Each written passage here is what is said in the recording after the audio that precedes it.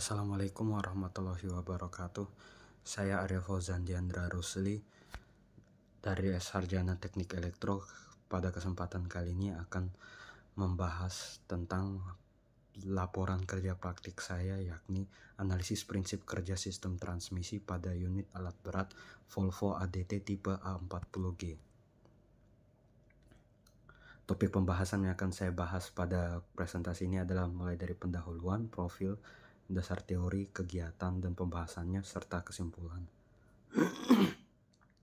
Untuk pendahuluannya, latar belakang sektor industri SDM merupakan sektor industri yang sangat besar dan berpengaruh dalam menyediakan lapangan kerja dan menyumbang dana pendapatan negara. Terutama dalam era kemajuan teknologi industri yang pesat ini, diperlukan adanya alat berat cerdas yang dapat membantu pekerjaan manusia dalam sektor industri SDM agar menjadi lebih efisien dan efektif. Dalam dunia pertambangan, alat berat yang sering digunakan untuk mengangkut material ketika memindahkan tanah hasil galian di area pertambangan yakni adalah alat berat ADT atau Articulated Dump Truck. Di masa ini terdapat banyak ADT yang telah diproduksi dilengkapi dengan sistem cerdas. Salah satunya adalah alat berat yang akan dibahas, yakni Volvo tipe A40G. Salah satu penggerak pada ADT A40G yang sangat berperan penting adalah transmisi. Diperlukan transmisi yang kuat dan efisien dalam bekerja sehingga memudahkan pengoperasian alat berat. Transmisi ADT ini memiliki dua tipe, yakni transmisi otomatik dan manual. Dalam fungsi otomatik, transmisi bekerja sama dengan mesin melalui sistem kelistrikan yang bergabung dan ECU. Transmisi ECU engine dan ditunjang dengan beberapa komponen kecil serta sensor lainnya yang bertujuan untuk menyesuaikan putaran atau torsi yang dihasilkan engine dengan transmisi sehingga tidak terjadi banyak kehilangan power atau tenaga dan diperoleh efisiensi bahan bakar yang maksimal.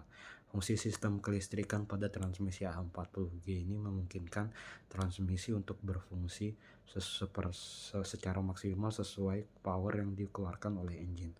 Agar memahami lebih lanjut mengenai prinsip kerja dan komponen-komponen kelistrikan yang masuk dalam sistem transmisi Volvo ADT ini, akan dilakukan analisis dan pengkajian mendalam sehingga memungkinkan adanya perkembangan teknologi sistem tersebut. Batasan masalah dari penelitian dari laporan ini yakni mencakup bagian-bagian sistem transmisi ADT tipe 40G, elektronika dan instrumentasinya pada sistem transmisi tersebut, cara kerja sistem transmisi, dan pembahasan proses integrasi sistem transmisi tersebut dengan sistem lainnya. Tujuannya umumnya untuk memenuhi persyaratan akademis Sarjana Teknik Elektro yang telah ditetapkan oleh Departemen Teknik Elektro untuk memperoleh wawasan, keterampilan, dan pengalaman mengenai dunia kerja yang dapat berguna bagi diri pribadi di kemudian hari, untuk mengetahui dan mempelajari bagaimana ilmu elektronika dan instrumentasi diterapkan di dunia pertambangan, dan untuk mengetahui dan mempelajari bagaimana sistem transmisi alat berat bekerja, terutama alat berat ADT ini. Waktu dan pelaksanaan kerja praktik dilaksanakan selama 45 hari dari tanggal 12 Juli hingga 27 Agustus 2023, yakni dengan jadwal sesuai waktu kerja karyawan pertambangan pada umumnya, yakni 13 hari kerja dan off 1 hari. Dimulai dari pukul 7 pagi hingga 5 sore dengan waktu isomas total 1,5 jam. Tempat saya kerja praktik yakni di PT Bina Insan Sukses Mandiri yang berlokasi site pertambangannya di Desa Linggang Marimun, Kecamatan Manerbulatan, Kabupaten Kutai Barat. Profil perusahaan PT Bisem yakni ia didirikan pada tahun 2005 dan memiliki konsesi pertambangan batu bara sebesar 5.000 hektar di Kalimantan Timur, Indonesia dengan sumber daya bersertifikat GORC sebesar 166 megaton. PT Bisem memiliki beberapa kantor yakni di Jakarta, Samarinda, dan Merak. Memiliki personel sebanyak 250 yang terlibat dalam pengembangan dan pengoperasian pada tambang batu bara di on-site. PT Bison telah memperoleh seluruh izin yang relevan untuk penambangan, produksi, dan penjualan batu bara, serta memulai produksi batu bara secara komersial pada bulan Juni 2010 dan telah memproduksi dan menjual sekitar 5 juta ton batu bara hingga saat ini. PT Bison memiliki 2 perusahaan induk, yakni Grup SPML dan Emco, yang saat ini berada di India, di mana Grup SPML ini sudah memiliki pengalaman lebih dari 30 tahun dalam layanan EPC sektor air, listrik, lingkungan hidup, dan infrastruktur. Grup Emco adalah salah satu grup teknologi kelistrikan yang berada di India. PT Bison adalah perusahaan Indonesia dengan 2 perusahaan induk yang tadi telah disebutkan, serta mengoperasikan konsesi pertambangan 5.000 hektar di Kalimantan Timur. Berdasarkan eksplorasi yang telah dilakukan hingga saat ini, tambang dalam daerah konsesi diperkirakan memiliki sumber daya batu bara sebesar 129 juta ton. Lalu, perusahaan memiliki tim manajemen dan operasi yang independen serta infrastruktur yang memadai diperlukan untuk penambangan dan pengangkutan batu bara. Operasi penambangan yang dilakukan di lokasi pertambangan atau on-site, yakni umumnya penambangan open cast, overburden removal, pemuatan untuk transit batu bara mentah dari tambang ke kapal tongkang, dan pemuatan batu bara pada kapal tongkang. Seperti yang disebutkan tadi, terdapat kantor di Jakarta dan Samarinda dan Melak, dan sedangkan on-site pertambangannya tadi yang telah disebutkan berada pada Desa Linggang Marimun. Topografi pertambangan, yakni morfologi daerah penelitian itu berupa perbukitan dan kemiringan rendah hingga sedang bergelombang antara 1 derajat hingga 25 derajat, di mana ketinggian tertinggi berada pada 205 meter, sebesar 205 meter dan terendah 12 meter dari atas permukaan laut. Jenis tanahnya yakni 54% atau dari total luas 5.000 hektar merupakan kawasan non-kehutanan, sisanya 46% merupakan kawasan kehutanan. Geologi regional, tambang berada pada daerah formasi Kampung Baru yang merupakan sedimen kutai terbentuk pada masa Eosen Tengah. Terdapat 2 formasi geologi di daerah tersebut, yakni formasi Kampung Baru dan juga formasi aluvium yang mengandung material yang tidak terkonsolidasi. Pemetaan permukaan geologi tanah konsesi seluas 5.000 hektar telah dilakukan dan telah terdeteksi 65 singkapan batu bara. Gambar paling atas menunjukkan topografinya, sedangkan gambar di bawah menunjukkan geologi regionalnya. Perusahaan ini terbagi menjadi beberapa departemen, yakni ada Departemen HRGA dengan tugasnya mengatur aset general dan human resource, infrastruktur yang mengatur pendataan dan konstruksi beserta maintenance infrastruktur, Departemen produksi yakni yang mengurus pemrosesan produksi utama batu bara, Departemen engineering yang melakukan survei lahan, desain, dan pembukaan tim pit tambang baru, Departemen plan yang merupakan bagian yang saya join, yakni merupakan departemen yang mengurus pemrosesan inventarisasi alat, pengawasan perawatan spare part, perawatan dan perbaikan unit, dan sebagainya. Departemen HSE atau yang Health, Safety and Environment, ya sesuai namanya, tugasnya juga mengenai hal tersebut. Departemen plan ini sebenarnya masih dibagi lagi menjadi beberapa divisi, yakni divisi logistik, divisi fabrikasi, dan divisi yang saya masuki yakni divisi elektrik, di mana tugasnya yakni instalasi dan perawatan sistem kelistrikan, perbaikan dan penggantian komponen listrik, dan pengelolaan energi dan daya listrik site pertambangan. Kita masuk ke dasar teori, yakni pertama yang sebelumnya ADT atau alat berat itu terdapat 3 jenis pada umumnya dalam 3 jenis alat berat pengangkut material, yakni ada articulated dump truck, dan high dump truck atau EHD. Alat berat ADT ini merupakan memiliki kemampuan artikulasi atau memiliki sasis yang diartikulasikan, yakni memiliki sambungan pivot seperti yang pada gambar pertama antara kabin dan bak pembuangannya. Hal ini memungkinkan ADT untuk mengartikulasikan atau membungkuk di tengah, memberikan kemampuan manuver dan stabilitas yang lebih baik, terutama di medan yang terjal. Kemampuan off-road yang bagus, yakni dirancang khusus dan unggul untuk menavigasi medan yang menantang seperti lokasi konstruksi, quarries, dan operasi pertambangan. Kapasitas muatannya walaupun memiliki kapasitas yang lebih rendah dibandingkan dump truck dan bahkan juga high dump truck, ADT mampu mengimbangi dengan kemampuannya untuk beroperasi di lingkungan yang sulit dan mampu melewati ruang yang sempit. Nah, untuk keserbagunaannya, ADT adalah alat berat yang sangat berserbaguna dan cocok di berbagai aplikasi dan medan, termasuk pengangkutan material, pemindahan tanah, dan persiapan lokasi lahan. Nah, untuk ADT yang akan dibahas yakni alat berat ADT tipe A40G oleh Volvo, di mana dia adalah alat hauler atau ADT 3-as artikulasi dan suspensi, mampu membawa beban dan kapasitas 39 ton metrik dan volume beban sebesar 24 meter kubik, di mana kendaraan ini memiliki penggerak 4 roda dan pengaktifan otomatis kunci diferensial longitudinal dan penggerak 6x6 karena banyak ada 6. Kunci diferensial juga dapat diaktifkan secara manual.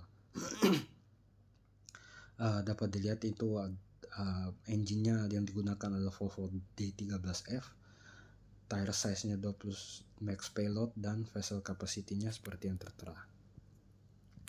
Sistem kemudi yang digunakan merupakan sistem pengemudian hidromekanis dan memiliki fungsi kemudi sekunder. Kendaraan ini dilengkapi pengemudian sekunder melalui pompa tergantung tanah yang berlokasi di drop box yang memastikan pengemudian hingga sekitar 3 km per jam. Spesifik lebih lanjut seperti yang tertera pada slide yang saya tunjukkan. Engine brake atau disebut Volvo engine brake berfungsi untuk engine brake otomatis dan memiliki komponen exhaust pressure governor dan VCB atau Volvo compression brake yang bertugas meningkatkan kompresi untuk menambah pengereman. Rem ini memanfaatkan gas buang disumbat walaupun tidak seluruhnya digunakan.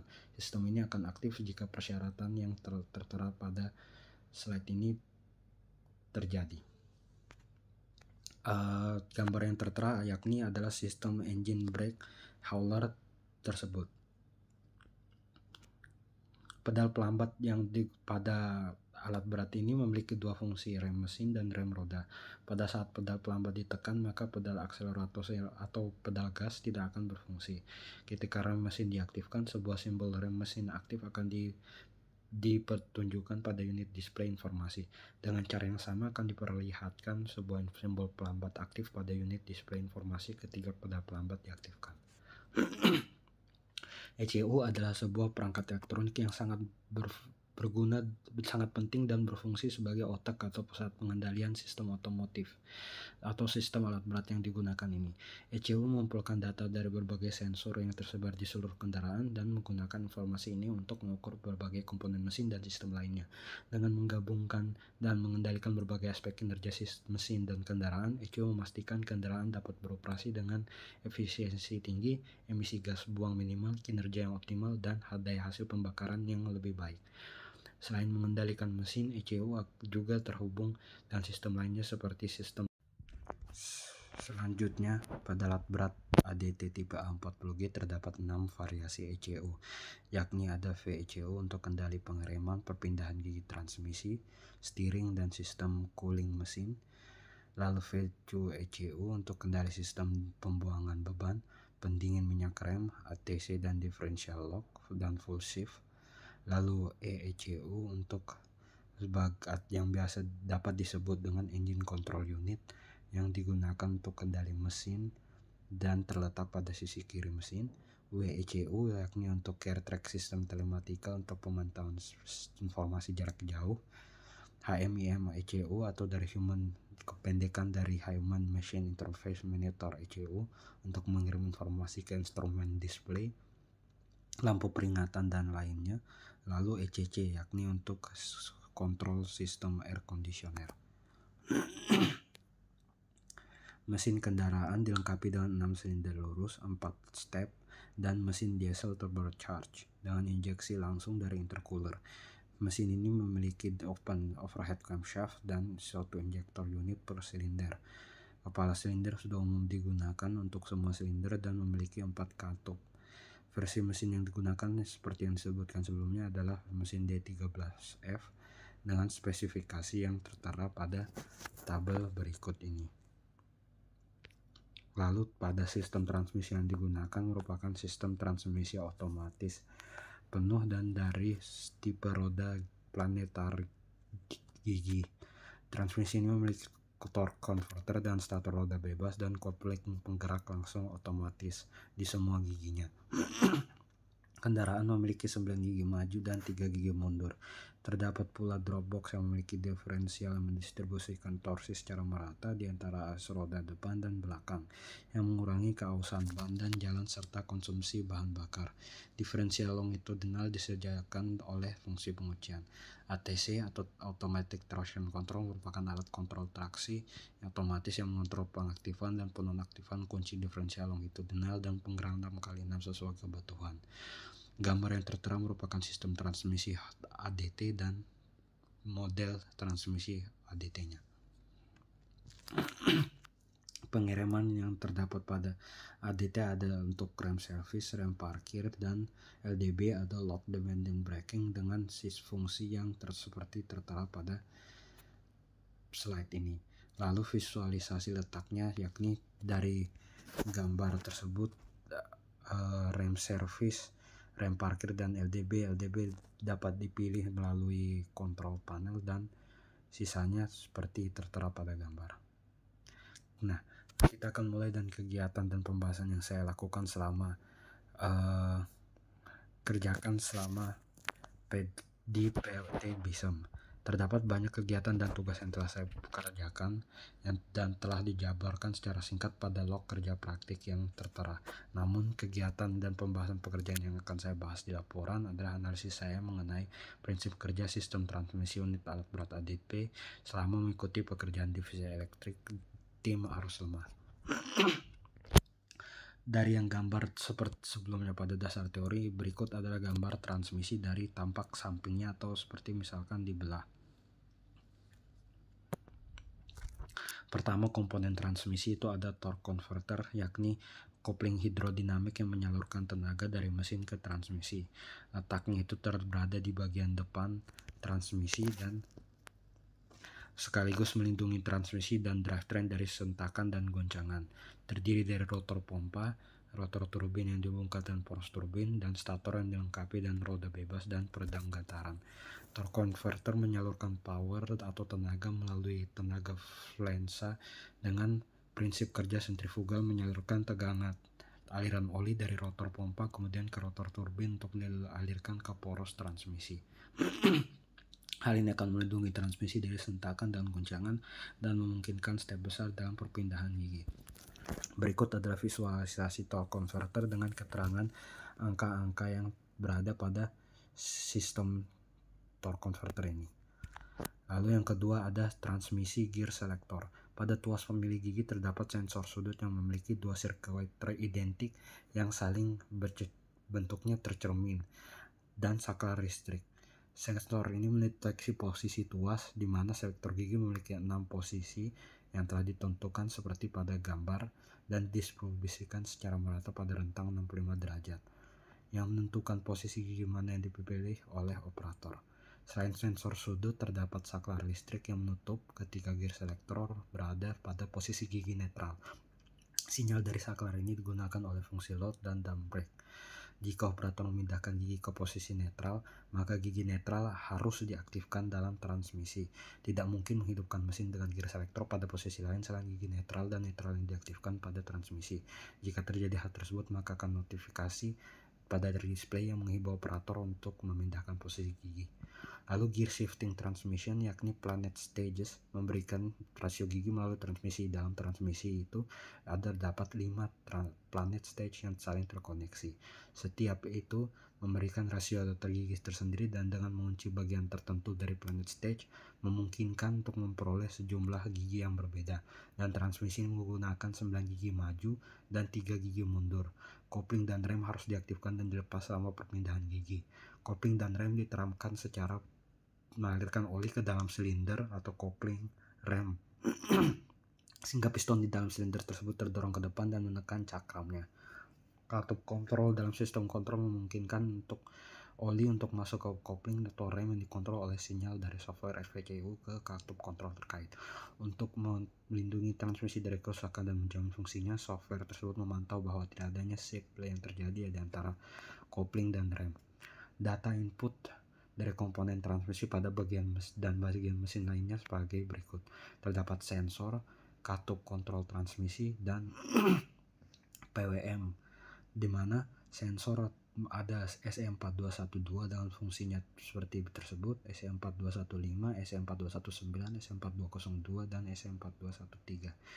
Lalu ada katup kontrol transmisi yakni katup PWM, di mana ada PM4205 hingga PM4212 dan PM4201 untuk katup tekanan oli utama. Lalu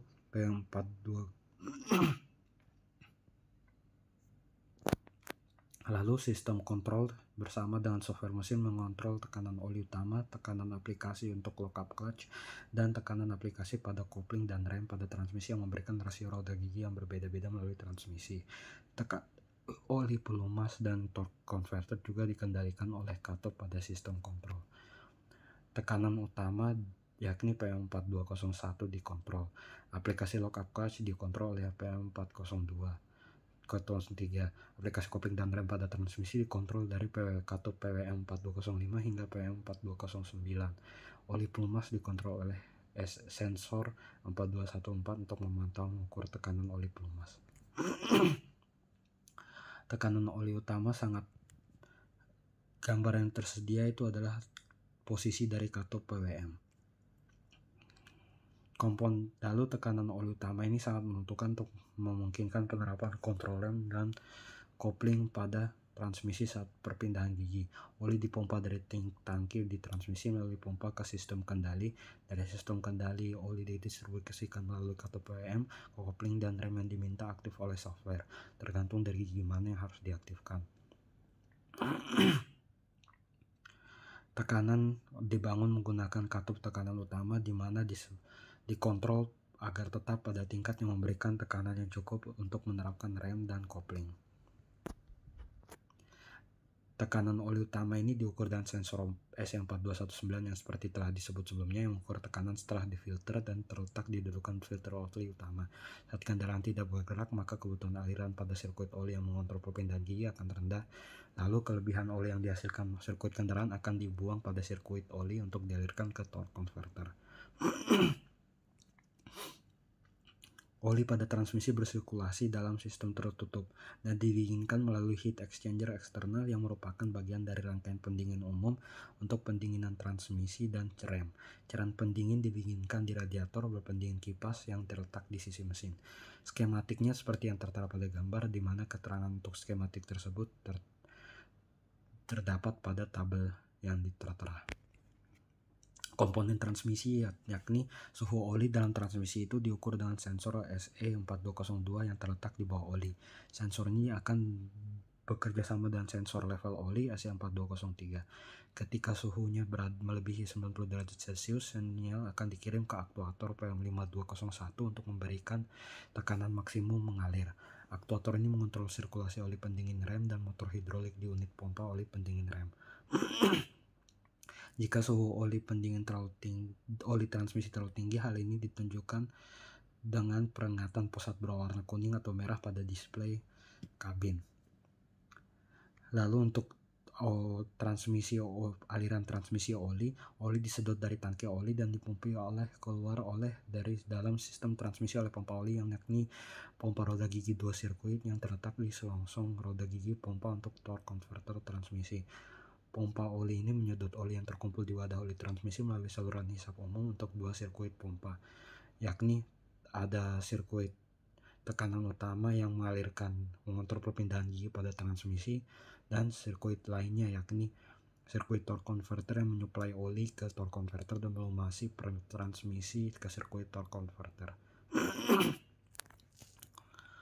Dari pompa, oli dialirkan melalui filter oli utama dan menuju sistem kontrol, letak atom tekanan utama, dan seterusnya hingga perpindahan gigi pada transmisi itu bersifat adaptif, yakni tekanan oli untuk penggunaan kopling dan rem disesuaikan agar tidak terjadi slip pada saat kopling dan rem digunakan.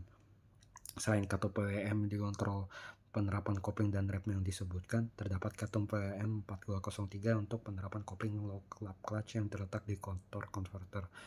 Kopling tersebut diterapkan ketika kondisi pengoperasian seperti demikian rupa sehingga transmisi tidak harus terlindung dari sentakan dan gonjangan oleh store converter.